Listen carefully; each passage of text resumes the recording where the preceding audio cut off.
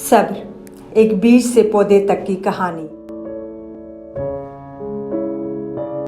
एक बीज ज़मीन में बो दिया जाता है। पहले इसमें कोई हरकत नहीं होती, हर तरफ तारीकी ही तारीकी होती है। फिर बीज इस तारीक जगह में कोशिश करता है।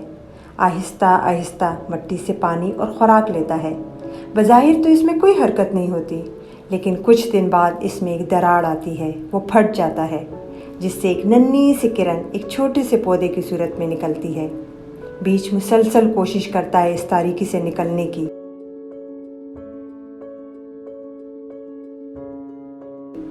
एक लंबे अरसे तक जारी रहने वाली कोशिश के बाद इसको अज्र मिलना शुरू हो जाता है,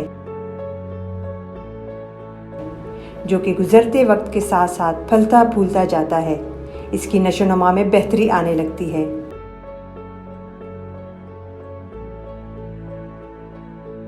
एक लंबे अरसे के बाद बीज को मुकम्मल तौर पर अपना इनाम अपने फूलों और पत्तों की तरफ से मिल जाता है।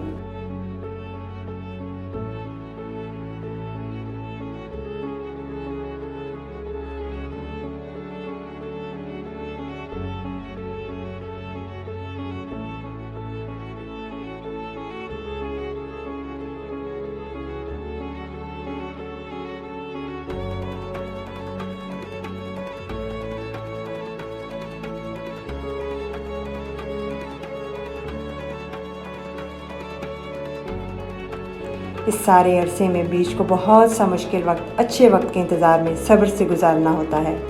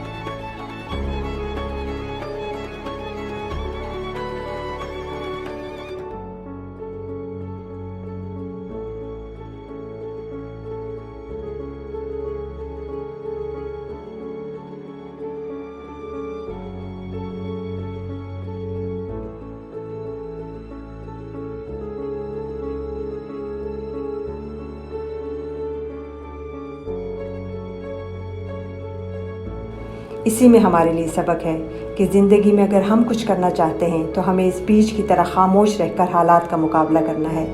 अपने मकसद पर मजबूती से कायम रहना है। यही सब्र है जो एक दिन कामयाबी की सूरत में हमें मिलता है। हम देखते हैं कि कुछ बीज से जल्दी फल निकल आते हैं, लेकिन कुछ बीज से फल निकलते निकलते साल लगते हैं। बिल्कुल इसी तरह हमें ज़िंदगी में कुछ मकसद जल्दी हासिल हो जाते हैं और कुछ के लिए इंतज़ार करना पड़ता है। पहला कदम आसान होता है, लेकिन मंजिल तक पहुंचने के लिए सफ़र में मुश्किलात पेश आती हैं। लेकिन सब्र करने वालों को परेशान नहीं होना चाहिए, क्योंकि अल्लाह उनके साथ होता है और अल्लाह को सब्र करने वाले बहुत पसंद हैं।